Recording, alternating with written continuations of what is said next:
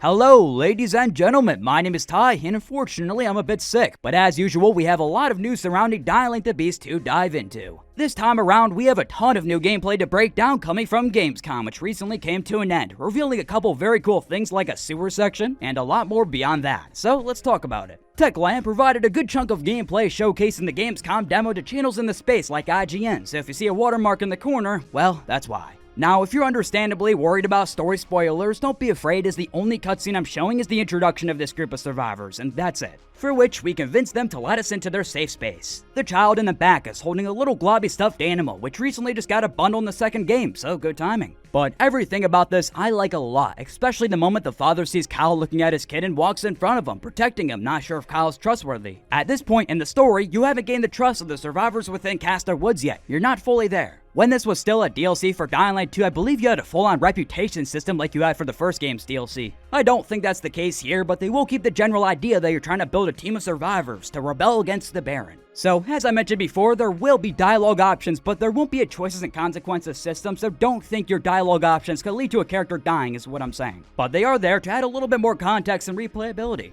The one thing about this that had me scratching my head is we've seen this area in a completely different context before, which is this clip where you rip a pipe off the wall, but that pipe is nowhere to be seen. I really hope this mechanic is in the full game, because if that was just for the trailer, that's going to be a bit of a letdown. Now, most of the gameplay of the demo consists of parkour, a little combat here and there, and showing how many buildings you can explore, seeing all the open windows in the distance, so that's nice. If there's one thing from these sections that I hope they tweak, it's the zombie face grab animation. For most of the zombies it looks fine, but a few of the models just aren't aligned with the hand correctly. Moving on, a recent trailer revealed that we'll actually get to explore a sewer system in this game. It's wild. We have mine shafts, caverns, sewers, lots of underground areas. As you're exploring, you may think it's empty until every corpse around you begins to wake up. They nailed it, they really did. We also get to see a quick fight against a goon where the sewers open up, giving you the chance to jump around a bit. I feel like the machete didn't really visually do much to the big guy, but when you're in beast mode, you can actually see the chunks you claw at. The goon finisher also looks pretty cool as well, using his own weapon against him.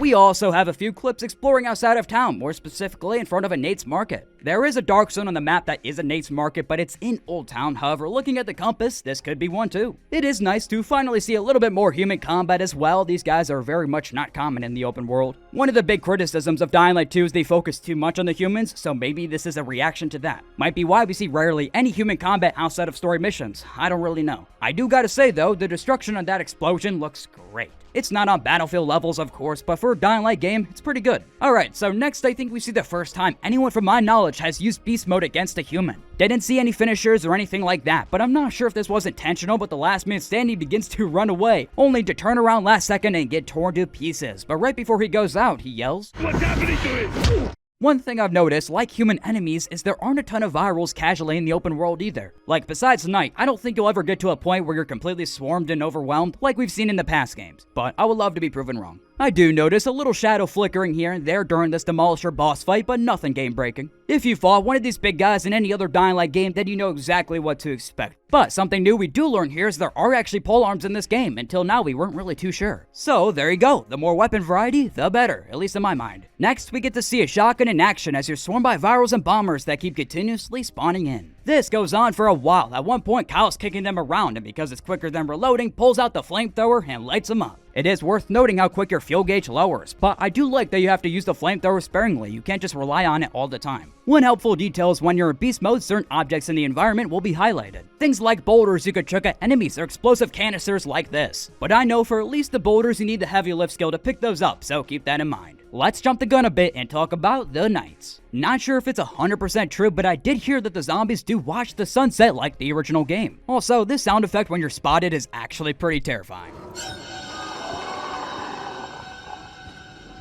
And there you go. That was my full breakdown of the Gamescom demo. We talked about pretty much everything I wanted to get out of the way, so thanks for tuning in. Overall, it's a pretty solid vertical slice of what to expect. No big red flags that I noticed. Besides, the pipe cutscene maybe being completely fake, and if that's the case, well, that sucks. Not much we can really do.